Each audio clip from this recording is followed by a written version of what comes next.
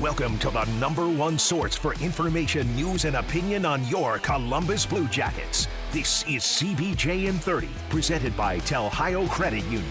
You can also find the audio version on the CBJ Radio SoundCloud page, Apple Podcasts, TuneIn, Spotify, Google Play Music, or wherever you listen to your favorite podcasts. Now here's your host, Bob McElligott. Welcome to another Monday Mailbag edition of CBJ in 30, presented by Telhio Credit Union. Today, I am going to answer your questions. Well, you'll ask your questions. I'll give you my answers. Some will match up, some won't, but that is how we get along. We are harmonious in that way. Am I right? Of course I'm right. No doubt. Remember that when I answer the questions. Of course I'm right. But there's a lot going on this week. Another series, the Blue Jackets split in Chicago. They win the first game, high-scoring game, 6-5 on Thursday night. And then on Saturday night, it looks like they're going to be able to get the sweep of the series, and they give up a late goal. They go to overtime, and quickly into overtime, the Blackhawks take the game from the Blue Jackets. So overtime is going to be a subject here, I can tell you, and it's going to be a subject quickly. I'll tell you about that right after I tell you about Telhio Credit Union. You know, at Telhio Credit Union, they have been putting people over profits since 1934. That's a long, long time. That also means they know what they're doing. It's kind of in their DNA, if you know what I'm saying.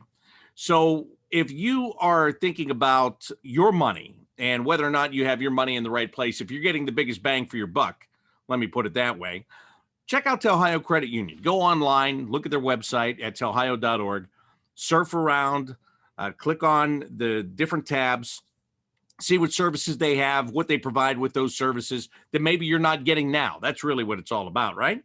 So at the end of the day, the question for you is, do you stay at a normal bank or do you move to a credit union that will put you above everything else?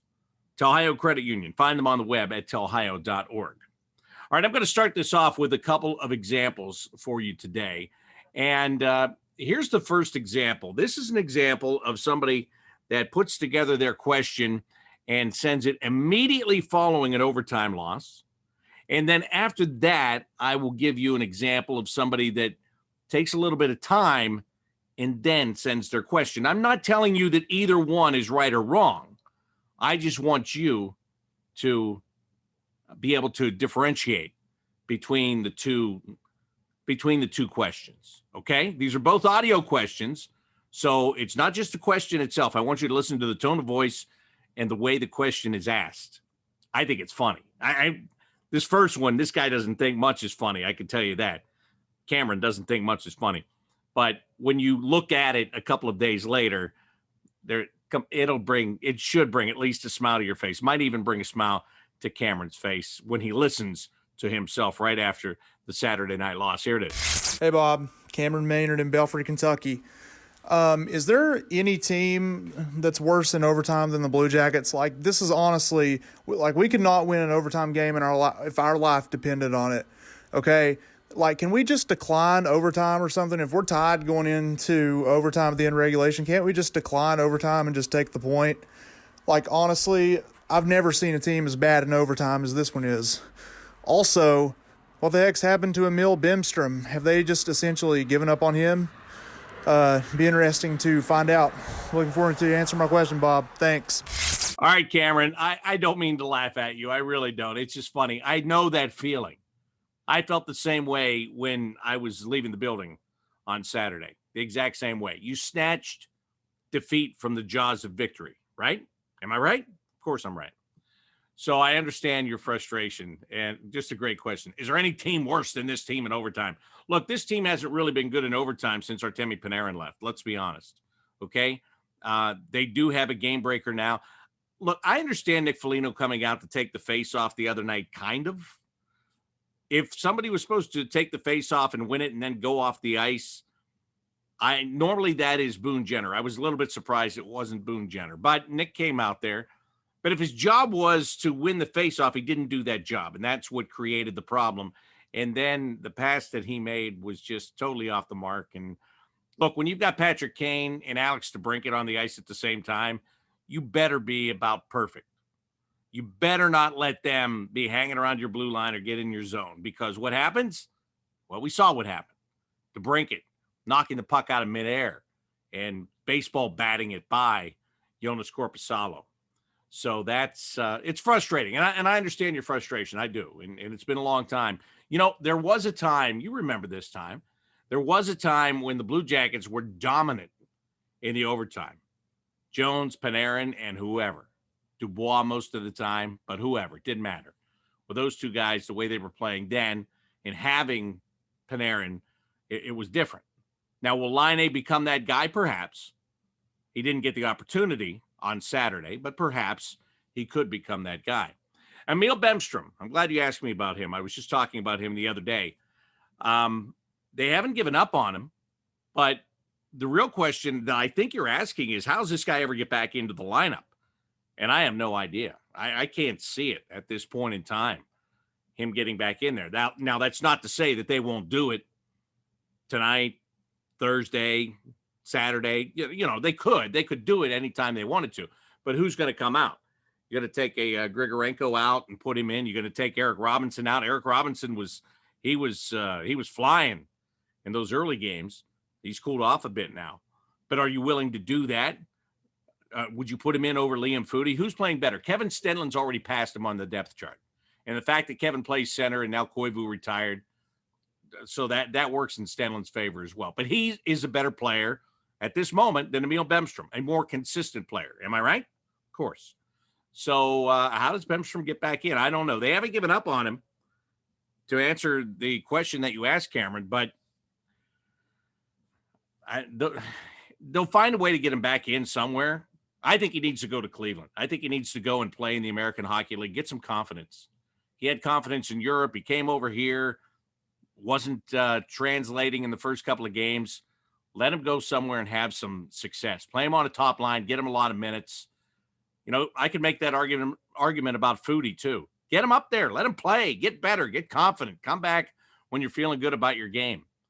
Get a lot of minutes that do not exist here right now. And that's really the bottom line. The minutes do not exist here. All right, so I told you that I would have a direct comparison, compare and contrast in questions. So that was Cameron's. And now let me bring up the next one, which is completely different here. Bakes is up next. Hey, Bobby Mack, this is Bakes. And, man, even though last night was a tough loss, I'm beginning to come around, not come around, but with the additions of Laine and Jack Roslovic, man, I think the Blue Jackets have what it takes, as is. Say Yarmo could go out, get an Ian Cole type deal, and also Sam Gagner type, one for the defense, one for the offense, but with a priority of a defensive Ian Cole type deal. I just think with a couple crafty veterans, the Blue Jackets could really be in a position to make a run. As long as everyone stays healthy, as long as Jones and Werenski, find their form, I really think, I think those two finding their form as is, it will trickle down. I think Peaks look good. I think Harrington's look good. And, I can never forget how good Scott Harrington played in the Tampa Bay series, the sweep. That guy was great. We were man down in defense that entire series. But yeah, the question really is, would you agree that the Blue Jackets are right there? And man, I cannot believe that we got Patrick Laine and Jack Roslovic for Pierre-Luc Dubois. You will not find me looking at Pierre-Luc Dubois' stats. I've noticed Josh Anderson's a little bit. But man, Patrick Laine to me looks like Alex Ovechkin. And he is a force. Every time he's got the puck, it's a threat. He's a threat to score. And I'm shocked we got that guy in Columbus. And I really think that with a couple deadline deals, or pre-deadline, obviously, that, the Blue Jackets, we're right back in like the 2019 sweep year. We would be right back there. And I'm fired up. Even with the tough loss, and I know we haven't really been clicking, but I think we're there. And man, I can't believe Mikko Koivu retired. He's the type of guy that I think we got to get. Was there anything behind the scenes that you heard? I thought Koivu looked good. I was noticing him in positive ways so far this season, and I can't say that about everyone. I'm guessing if there was, it may be under wraps. But yeah, if you'd be up for expanding on any of those, that would be great. And Ben, how about that Patrick Laine one-timer? He has just got a sick shot, and I hope we're watching that here for a decade. Go Jackets. Thanks, Bobby Mack. I think Bakes likes Patrick Laine a lot. I get that impression. I really do. Bakes, listen, I love you being a part of the show, but I do have to say you're kind of destroying your own narrative there. You start talking about, first of all, let me start there. Do I think they have what it takes right now? No, I don't. No. And then you stated in your own ways why they're not clicking. Jones and Werenski are struggling. Max Domi hasn't fit in the way that they were hoping that he would. Mikko Koivu is retired. You traded Pierre-Luc Dubois. You went from having a set 4 good, solid centers down the middle to having 1, Riley Nash. I mean, essentially, that's where you're at right now. Trading Dubois. Koivu retires. Domi's playing on the wing. There go the other 3. So no, I don't think they have it right now. And when you talk about deadline deals, again, you're kind of doing yourself in. You're saying getting an Ian Cole type of a trade. Well, they don't need that. They have an Ian Cole type player in Vladislav Gavrikov. As a matter of fact, I give Yarmo a lot of credit for that, because when Ian Cole signed with the Colorado Avalanche, there wasn't that much difference in cash between what the Blue Jackets were offering and what the Avalanche were offering. And I felt at the time like that was the way to go. And I was wrong. You have Gavrikov, who is a very similar player. Well, when he's playing his best, he's not playing his best right now either. But he's a very similar player for less money, younger and less money. I mean, that's what it's all about in this league, right? So you don't need an Ian Cole type player. You have that. You have 2 of them. You have Savard and Gavrikov. And then you're talking about how much you love Scott Harrington and how well you like to watch him play and what good things he can add to this team. In the meantime, Scott Harrington, with the return of Zach Werenski to the lineup, Scott Harrington is out of the lineup right now. So you still have another guy that you feel is a good player, and he's not even in the lineup. So, you're kind of taken away from your own argument. You're saying, well, you got to go out and get defensemen, but hey, you got this defenseman. He's not even playing. You like how Andrew Peeke is playing, and I do too. And then you still have Dean Kukin, who struggled for a couple of games, but could get back in that lineup. So I don't think you need that. And then forward to say Sam Gagner type. Sam Gagner was a reclamation project that year, and he did a lot of great things because he was in a lesser role. He was on the 4th line and a power play. He did great things, at least for half or 3/4 of a season. He's never done that again anywhere he's gone. And I know you're not saying to get Sam Gagner specifically, but you need more than a Sam Gagner kind of guy on this team right now. You need to, once again, try to solidify the middle. You're using Jenner there again. Texier was there. Now he's not there. Foligno was taking that face off in overtime. I mean, Stenlund is there. He's doing all right. Is he going to be able to go through that in the long haul? I don't know. So for those reasons, I don't think that it's right now. I'm glad you're optimistic, Bakes. I really am. I'm really glad that you're optimistic. And I would like to get a little bit of that optimism. But right now I'm looking at it and saying, hey, there's a lot of holes and there's a lot of question marks. Now, can that all be cleared up with one good stretch? Absolutely. Yes, it can. But we're waiting for that good stretch and hoping that it comes. And the schedule makes it tough. The schedule makes it tough. When you're playing back-to-back games against teams, it is it's not easy. Not easy to get those 2 wins back-to-back. It's just not. All right, where are we going to go now? Gone all over the state here a little bit. No, we went to Kentucky. Let's go close to Kentucky on this next one. And let's go to the Queen City down in Cincinnati. Oh, hold on here. Hold on. Started before I was ready. Let's go down to Cincinnati and find out what's going on there. Hey, Bobby. Leo from Cincinnati here. Just a couple notes, not really in the form of a question, just wanted to share, maybe get your take if you have any, but also just share it with you as well as any fans listening. First off, John Tortorella, a lot of people talking he might not come back next year. I think that's a pretty good possibility that winds up happening. I think the club and Torts may realize, okay, we've accomplished what we wanted to accomplish, not in terms of a cup, but by bringing respect to the franchise. If you recall, when he came in about 5 years ago, for the better part of 2 years, he talked about bringing respect to the Blue Jackets franchise. He's certainly done that. They're one of only 3 teams to make the playoffs each of the last 4 seasons. Obviously, COVID kind of threw a wrench into that, as there were some teams that would have qualified but then didn't because of the qualification round, all that good stuff. But impressive nonetheless. COVID's thrown a wrench into everything, so why not the NHL playoffs?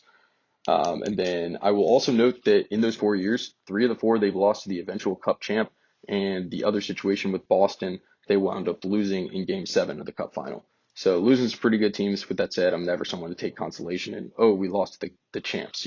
That's not something I'll take consolation in. A loss is a loss. But anyway, moving on to another point. The Jackets have only drafted 5 North Americans in the last 4 drafts. That's wild. I'd really be curious to see. I'm sure that's the lowest in the league. I'd be curious to see by how much. I'd assume it's a country mile. Just goes to show you guys like Ville Siren and his entire scouting staff are doing a really great job. Finding those European talents, diamonds in the rough, a lot of times are going to wind up being over there for the reason that, they're not as heavily scouted. So Kirill Marchenko, Dmitry Voronkov, even look at a guy like Alex Texier. As well as, the late round picks. Gavrikov and Nudavara were 7th round picks the same year. And there's a number of instances of that. Merzlikins, Korpisalo, the list goes on and on and on. Just fun to look at their draft history sometimes.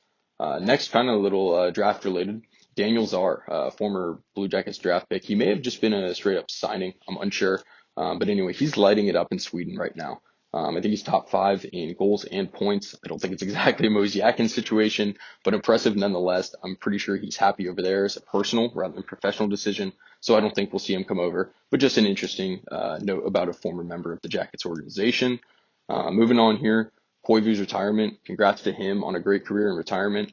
But with that said, I think we'll really miss the leadership he could have brought to us, as well as the defensive play, and the biggest thing is faceoffs. But going back to that leadership thing, I think bringing in Laine, he really could have done a lot for him, as Koivu's seen as the ultimate pro, great leader, and being a fellow Finn. Maybe we as fans put too much stock into that nationality thing, but I think for a guy like Laine, that may have been great. I think he'll wind up being that solid pro anyways. Look at a guy like Ovi. The same conversations are being had. I think he's turned out pretty okay. So I'm not too worried about it, but just think Koivu maybe could have helped him even further. And then I'll also note, and I wanted to be clear, I am not comparing the two as players. I'm not comparing Kevin Stenlund to Peter Forsberg as a player. I do love Kevin Stenlund. I think he's an elite number 3 center. You can kind of look at a number 3 center as elite. But I think he's also playing really well as a number 2, and we might see him spend some more time there this year.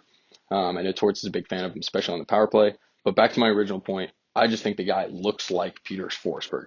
The beard, just kind of the facial construction, the hair, all these different things play an effect. I just think the guy physically looks like Peter Forsberg. Obviously extremely subjective. Be curious to get your take on that. And yeah, that kind of wraps it up. Like I said, not too much questions there, but just kind of a couple notes I found interesting. Be curious to get your take. Thanks so much, Bobby. We appreciate what you do. You provide that entertainment, and more importantly, insight for us fans. Keep us updated, and we really appreciate you for that. So thanks so much, and we appreciate you, Bobby. All right. Well, welcome back from the Leo show that you just listened to. No, I'm kidding. That was a ton of thoughts right there, and I'm going to see if I can remember at least most of them. And that's no offense. My attention span is just, not what it used to be. But you bring up some really good points. Let's start right at the beginning with John Tortorella. You're saying that, maybe he will opt not to come back when it's all said and done. He's in the final year of his contract, and I think that's possible. And I think that, first of all, what's going on right now with this COVID thing, he would never say it, and the players try not to say it. But what everybody's doing is very hard right now. It's not easy. It's not fun in many aspects. Okay. So, I'm not going to speak for Torts because I haven't asked him specifically about any of this, but I could see where this would be one of those years. If you're already thinking that you don't have much time left in this game as a coach, and he's always said he's on the back nine. He's not on the front nine anymore. He's on the back nine. He said this for years. So if it were to happen, I would be saddened. I'm not going to lie to you, but I wouldn't be surprised. And then the way this game works, it is cyclical. A lot of people always say, well, it's time for a new voice, a new direction, this and that. And at some point it is going to be that time. Is it that time right now? I probably wouldn't know because I would have blinders on about it because of my relationship with John Tortorella. I'm not going to lie to you. I like having the guy around. I think he brings a lot. I think he does a lot of good things. He does way more good things than is reported in the media. Everybody knows that. And he's been here long enough that you know him very well by now. So, look, I realize he's going to be gone someday. And is that day going to be soon? I don't know. But it's a really good point that you make, Leo, when you say that, he talked about bringing respectability to the franchise, and he has done that. Like when he is gone, that is going to be his legacy in Columbus. He took a franchise that was, I think to say content with losing is a little bit too strong, but they dealt with it much better. I mean, it wasn't okay, but it was okay, right? I didn't think that their expectations were even close to what they needed to be. He has changed the culture. He has changed the culture. So whenever it's over for him, that is going to be his claim to fame here in Columbus, that he did change the culture. He did what I heard 4 other coaches say they were going to do, and nobody could do it until he did it. So kudos to him. But, right now he's here and he's coaching this team, and, he's trying to get the most out of what he has. And I think he's doing about as well as he can under the circumstances right now. He's got to get more. He knows that, but they've got to give him a little bit more.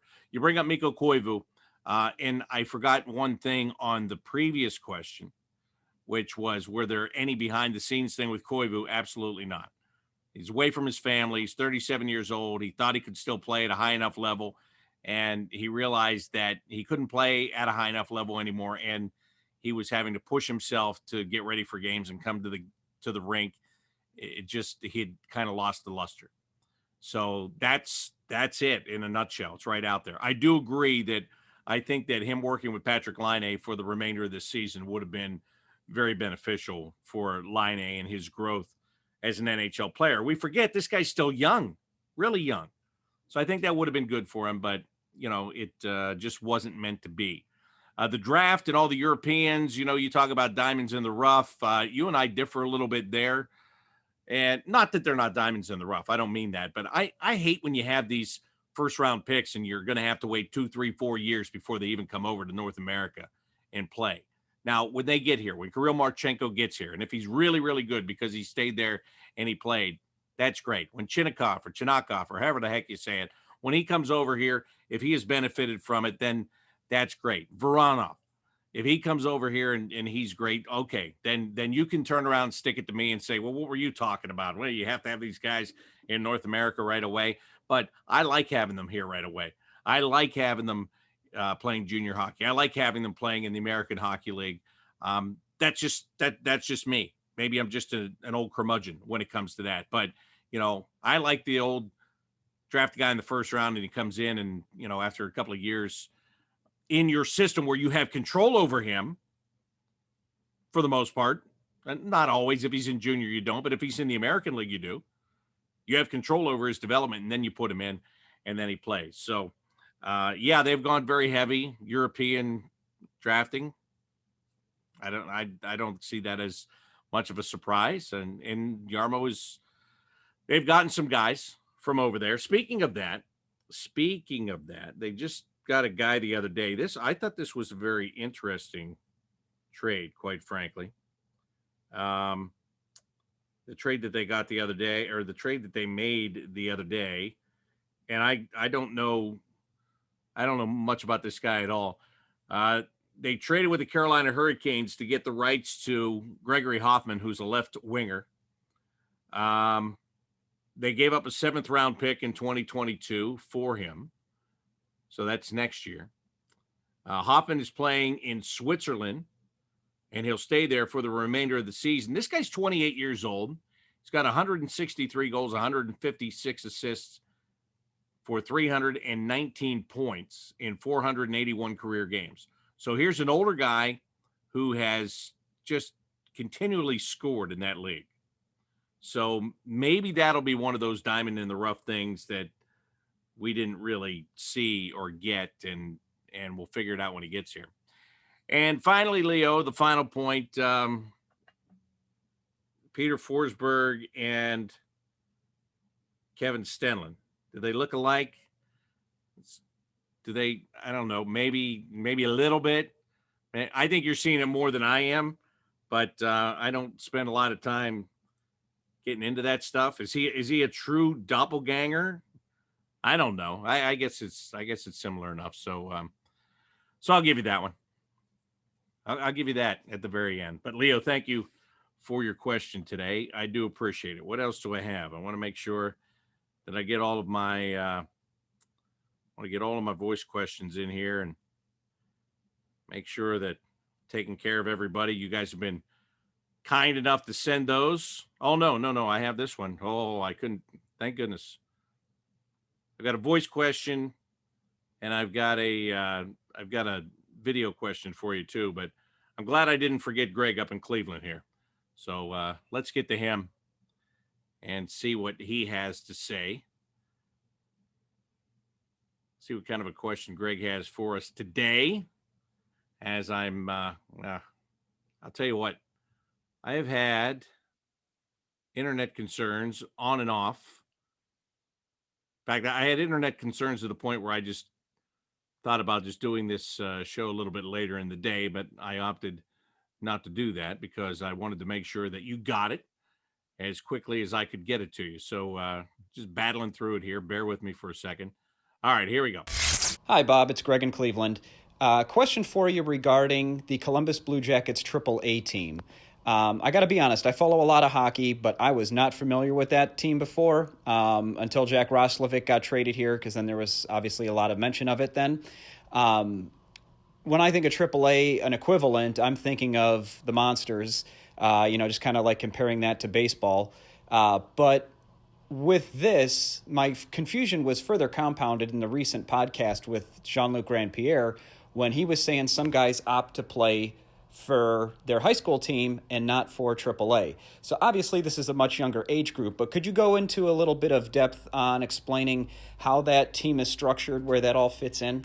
Yes, Greg, I can do that, and I'll do it just for you, as a matter of fact. From the time that you start playing hockey as a young kid, as you start coming up, and I don't know exactly what age it starts at, there's different levels of it. There's house hockey, which is just, you play within the arena that you're in. That's where the house term comes from, where they, bunch of kids go and they sign up, they want to play in a league, and then they, take all those kids and they divide them into X amount of teams and they play against each other. That's a house league. And then the next step would be a select league, which is where they take basically an all-star team out of the house teams, and they take the all-stars, they put them on a team, and then they will travel to other places and play against other select teams. And then you get into travel hockey. Many people do. We went through it as a family. And once you get into travel hockey, there are different classifications. There's single A, double A, and triple A. And again, this is from when you're much younger. So it's just the classification that you play. And AAA obviously is the highest. AAA is where they go to the Quebec Pee Wee tournament to play with, some of the best teams in the world. They go and they play there. So every year you got to try out for AAA, and you have to work to stay on that AAA roster. My son tried out for AAA. I can't even tell you how many times. And as a goalie, it's tough. There's only two guys. And, I remember a couple of different nights where there was some anguish and You know, he was really upset that he thought this was the year he was going to make it, and he didn't. But he played Double A, and he had a great amateur career prior to high school. But that's the difference. Once you get into high school, once you get to the high school age, the single A and the double A, at least here in Columbus, that drops off. So your choices are you're either going to play triple A or you're going to play high school hockey. And you know the difference is when you're playing triple A, like Jack Roslovic, he played the triple A, and then he was good enough. He went to the U.S. development program, and then he went to college, and then he got drafted. And he played in the National Hockey League. You know, in around some of that might be screwed up there, but I mean that was the process. He never played high school hockey, never played for his school.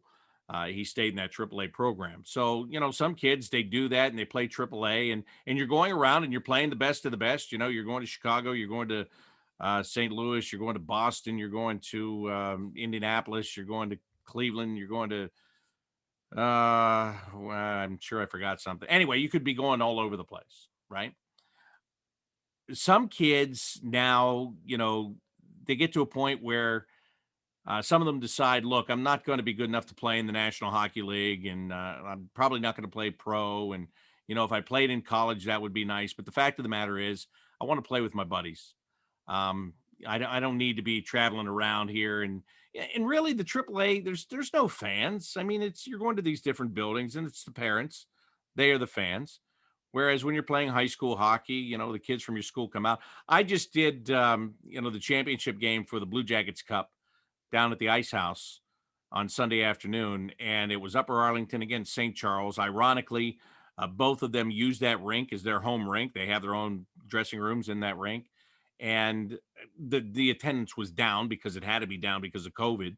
There was only X amount of people allowed in there, but they were all there. Whatever that number was, they maxed it out, and it was loud and it was fun, and it was a good time. So some kids are, you know, they're deciding to go and do that as opposed to play AAA. And that's really kind of what it amounts to is, in my opinion, you get to a point and you say, look, am I going to be good enough to play pro hockey at any level? And if I'm not, do I want to play with my friends? Do I want to be in school, or do I want to be traveling all over the place? And it's really just an individual decision. It's family decision. It's what it is.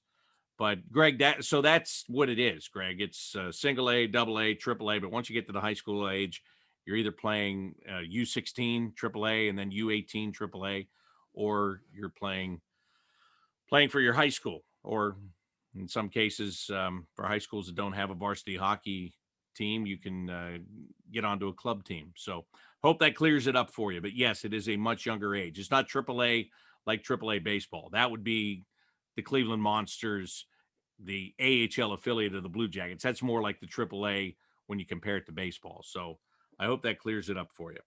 All right, next one. Where is my video question that I have? I know it's right here. And it's a good one with Chris and a special guest. Hey, Bob. It's Chris from Washington Courthouse. So I'm here with my dog Stinger, and we both want to know what you think is the most annoying goal song in all of the NHL. We both think it's the Rangers' whoa thing, but we were wanting to know what your opinion was. Anyway, thanks, and go Jackets. High five. Yeah. First of all, Chris, I'm impressed that Stinger thinks about what song is most annoying to him. I'm really impressed by that, being that he's a dog. But anyway, yeah, for those of you that are just listening to the audio version of this, Chris was with his dog named Stinger, who gave him a high five at the end there. So that's what that was all about. You know what? Here's what I thought. I thought none of them really bothered me that much to worry about it. And then when I was at the high school game, I heard Chelsea Dagger, which is the Blackhawks goal song, which I just heard over the weekend. And it bothered me when I heard it. And I was like, you know what? I think it bothered me because I'm so sick and tired of hearing that song.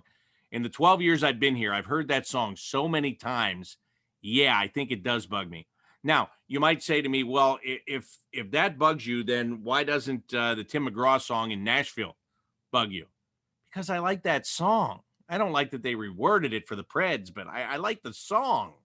So I can't hate that one. And the Rangers, that song that you said about Chris, I don't know. Maybe I haven't heard that one enough to be bothered by it yet. I'll tell you another one. I'll tell you another one that bugs me is that Dirty Water song in Boston, because they play that when they win. So that's not a goal song, but that's a win song. And not a big fan of that. Not a big fan of that one at all. All right. So now we've gotten through the audio questions. We've gotten through the video question. And by the way, you can send those to me anytime you want to. Email them to me. Record them on your phone. Email them to me. Bobby Mack, BOBBYMAC, @BlueJackets.com. Very easy to do. You've seen it. You've heard it right here, how easy it is to do. So now let's get to some tweets. On Twitter, @BobbyMackSports is where you can find me. I'm just going to roll right through and go on here with who am I going to start with? Derek Ehrman. Derek says, out of the box question. What's the plan for Gabriel Carlson? He's clearly the number 9 D man, but he remains on the roster and not likely to play. Yarmo doesn't want to expose him to waivers, but that seems like a legitimate reason for Carlson to say, send me to Cleveland or trade me, or as they say in Slapshot, trade me right now, or something like that. There was another word in there, but I won't say it. So Derek sends that tweet. Actually, Jason jumped in and responded and gave the correct answer. He was put on waivers yesterday. So he will be on waivers until noon today. If he clears, then they can send him to Cleveland. Sometimes you don't put those guys on coming out of camp or early in the season because if you have teams that have somebody banged up or they're in need of a defenseman, Gabriel is a former first-round pick, so somebody might take him, and they didn't want that to happen. You have a better chance of sliding them through waivers a little bit later on, and that's what they are doing right now. Next question from Drew Pitzer. What's your take on Seth and Zach? It seems like neither one is comfortable or happy. Their defense has been mediocre at best. I know they have done some offensively, but they seem bored. I don't think they seem bored, Drew. I think they seem frustrated. They are used to having much more success than they're having right now. I think it's grinding on them a little bit, and I think then they start trying too hard. When you start to try too hard at anything in life, you usually screw it up, right? And I think that's where those guys are right now. I think they're so eager to be playing at such a high level, and they're struggling with it. They're struggling with it, and I think it's the frustration is bleeding into their game in a way we normally don't see it. That's what I think. I certainly would not say that they're unhappy. I absolutely wouldn't say that they're bored. They're just struggling right now. And they're both so doggone good, we're not used to seeing them struggle. But we're seeing it up close and personal right now. Greg Crumnow. Greg says, with all the new faces, I haven't heard if or when Nyquist is coming back, or did he get traded and I missed it? No. Remember, that surgery he had was like a 5-month surgery, right?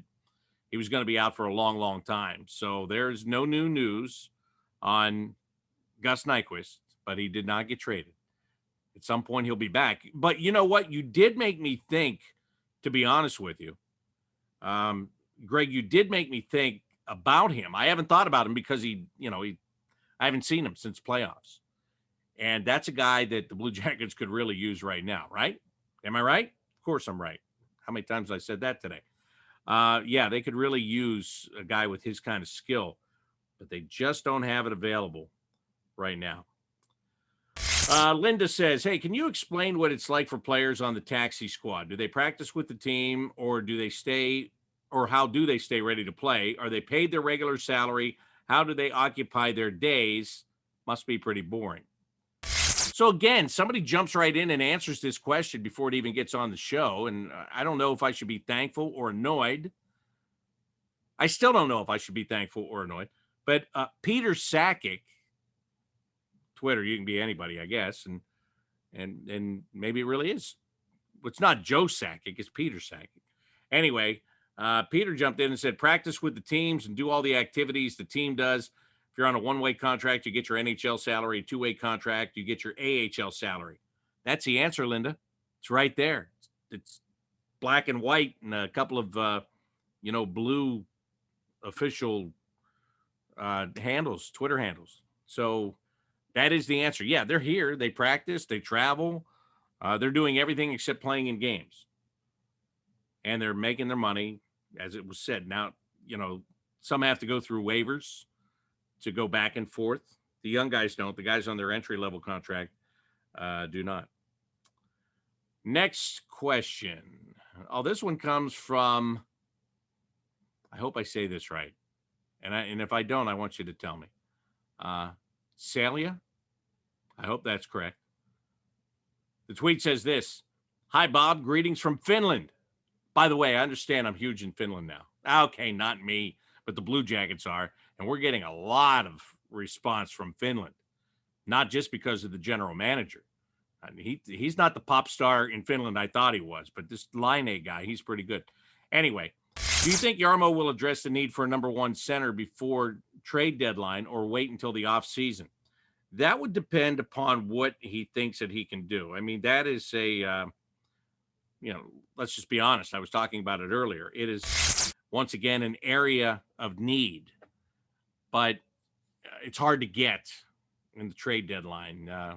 That might be a goalie for a center trade during the offseason. I think that's much more likely than getting something done right now. But he'll do something. I mean, he's going to try to fix it. That's one thing about Jarmo. When something gets broken, he goes all in to fix it for sure. Wes Minky says, in your eyes, how do you view the Line fight? Does he already want to stick up for the guys he just met?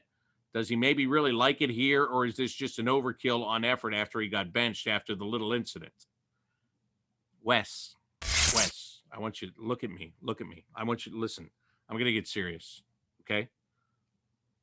Let's stop overreacting. You're reading way too much into this, okay? Take a breath. I know what happened with Line and the benching and all that stuff early. It's okay. It's all good. Everything's going to be fine. You know why he fought that guy? He said it in the post-game press conference. He needed to get going. And the guy gave him an excuse. He had hit his teammate. He hit Roslovic. And it wasn't an outright cheap shot, but it was, deserved attention. And Patrick Line, to his credit, he knew it. And he did something about it. You don't see your stars fight in this league very often anymore. But he did. And he was happy about it. But he said, I just felt like I needed to get going. Well, that'll get you going. You get punched in the face, you wake up, or you go to sleep. But anyway, he woke up. And it was, I don't know. It's kind of overblown to me. I think it was good for him. I think it's good for him to show his teammates something, but I don't think that's why he did it. I don't think he did it because he got benched. I think he did it because his teammate, and again, I think it was Roslovic, so it's a guy he's been with, not just for, a week. Guy gets hit right in front of him. He sees it, and he does something about it. That's just hockey. That's not there. I don't believe that there was much thinking that went into what he did at all. Not at all. Next one. Sports C-Bus. Does this team look soft to play against, especially compared to the last few seasons? While the new guys like Domi, Line, Roslovic are showing feistiness, it seems to be missing from the rest of the team. Also, they get pushed off the puck too easily. What do you think? Yeah, I would say that you have a legitimate point right there. I would say you have a beef with that. Yeah, I could get behind that. They're not playing the way that they need to on a daily basis. And yeah, those new guys are trying to figure it out. And, Domi, his feistiness is, he's gotten in there a little bit here and there. And you don't have to fight all the time, but you've got to be harder on the puck. I care less about if you're going to fight than I do about, are you going to forecheck hard? Are you going to put the body on the guy in the forecheck? Are you going to get guys against the boards? Are you going to make it tough for them to get off the boards with a puck on their stick? That kind of thing. And I think that's what you're talking about. I don't think they have done that nearly as well as they've done in the past. I don't think there have been, I think you can count maybe on one hand the number of games that they've played where the other team would come out and say, man, they played hard. They played hard. They're hard to play against. I don't think, I agree with you. I don't think they've done that enough to this point. And again, some of the new blood trying to get used to what's going on here through everything. I think that's part of it. You know what? When you talk about that new blood, and who asked this question a long, long time ago? We're talking about the trade for it was Bakes. Yeah, when he was talking about needing a Ian Cole type defenseman. What about Michael Del Zotto? That's a veteran defenseman they went out and they got. And I think that's been a great addition to this team. I was just thinking about him because I was thinking about new guys coming in, and that was something I wanted to address earlier, and it slipped my mind at the time. Go figure. Here's one for you. So I prompt for these questions, and the Blue Jackets main account retweets it, and I start looking at some of the replies. I get a lot of you are regulars here, and I appreciate that, and I like that. I love getting new people involved, and then I have this, and this I don't know what to do with. I don't even know if I should give him the satisfaction of mentioning it, but I will, because I'm a nice guy, and I might need something from him at some point. But here's a tweet from Marty Mulford. And truth be told, Marty is in charge of our ticket sales. So he's a bored guy right now, until this all gets straightened out as to, who can come and how many can come and everything they're sorting through there with all the health officials, local and state health officials. And I'm going to let those people do that. I just, that's a lot of red tape and stuff to figure out. So I'm going to let them do that. But listen, so Marty's not selling as many tickets as he normally would be in February of a regular hockey season. So instead, he's tweeting me in his question of all the questions he could have asked, 1 million questions, 2 million questions.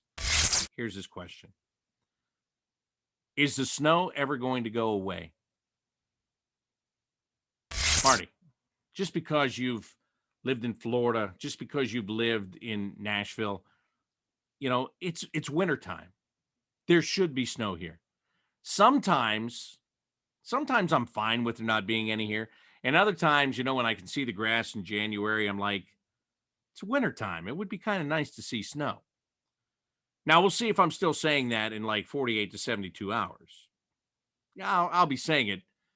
Probably be a couple more choice words in there. But listen, I lived in Syracuse for a decade, okay? Like, snow is not that big a deal to me.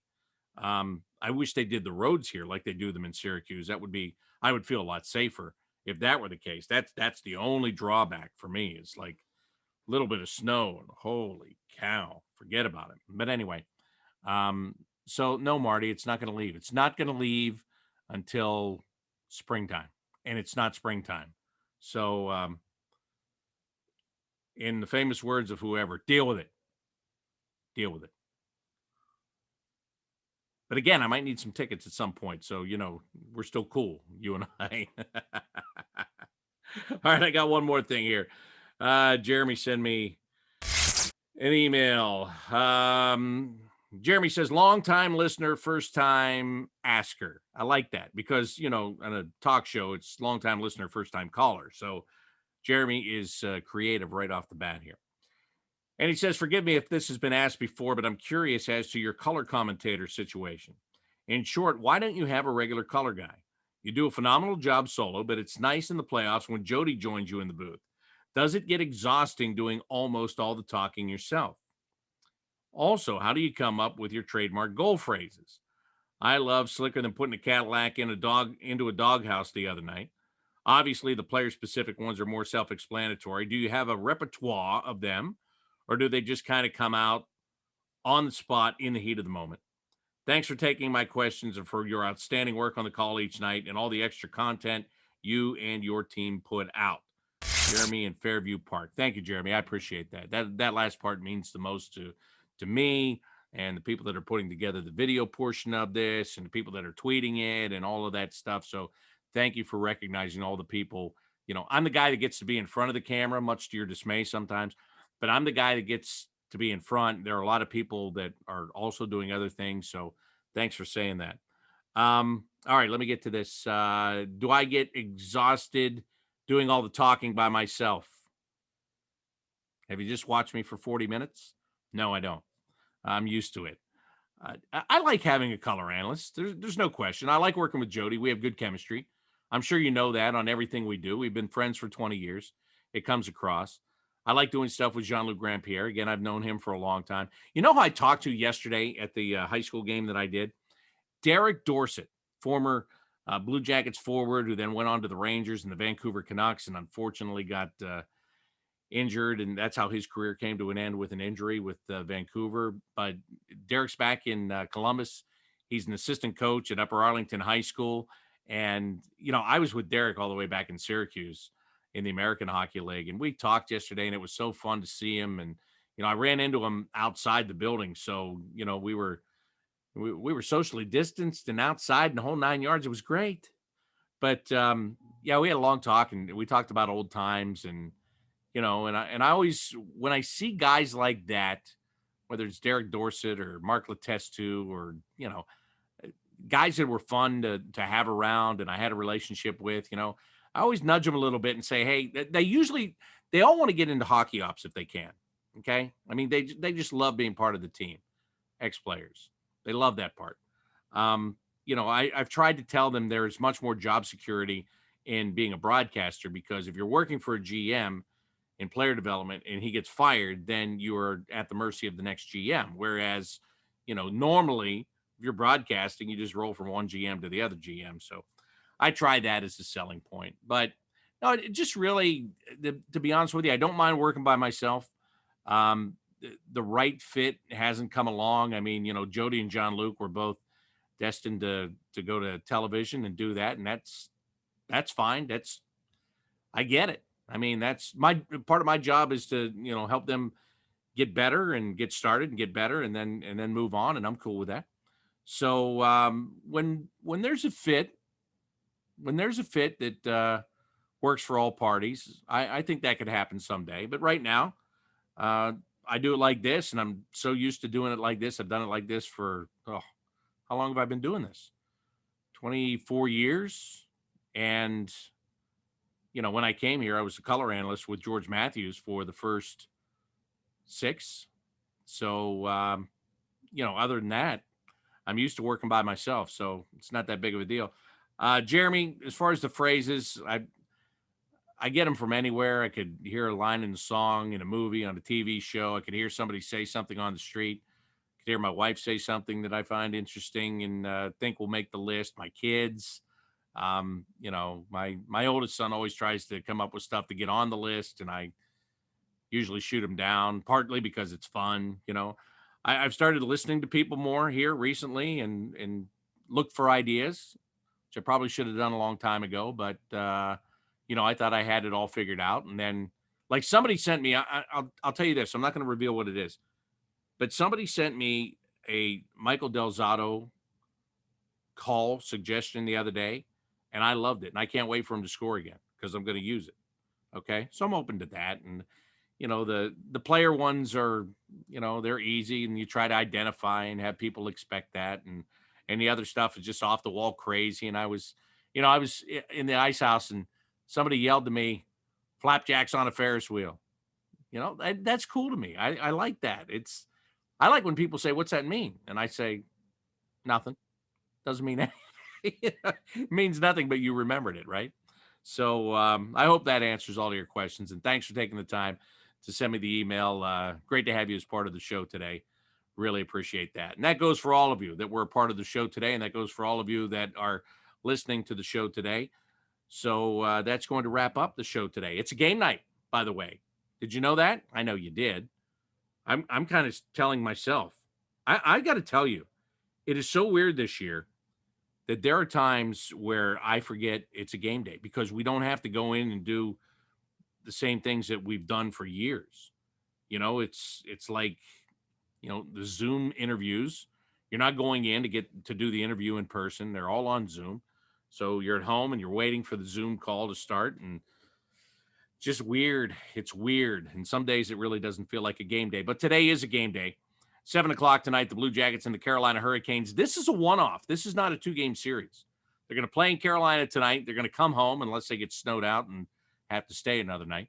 But they're going to play in Carolina, come home, and get ready for Nashville on Thursday. So, little quirk in the schedule early on. Carolina is the only place they're going to an extra time this year. It's the only team where they have road games that are split like this. So, tonight at 7 o'clock is when the puck will drop. Pregame coverage starts at 6:30, both on Fox Sports Ohio, and of course with me and Dylan Tyre. He's going to kick off the pregame coverage at 6:30 on the Blue Jackets radio network tonight. And then we'll find out at 7 o'clock if the Blue Jackets can take care of the Hurricanes. Of course, they split with them here at Nationwide Arena last week. We'll see if they can take the lead in the season series by getting a win tonight. Thank you for all of your questions. They really are much appreciated. I might pick on you and say you're trying to take over the show, and some of you absolutely are. Maybe the show's so boring that you feel like you have to take it over. No, that is tongue-in-cheek. That's totally tongue-in-cheek. I know better than that. But, hey, thanks. Great to have you involved. Great to have you part of it. Great to have you passionate about it.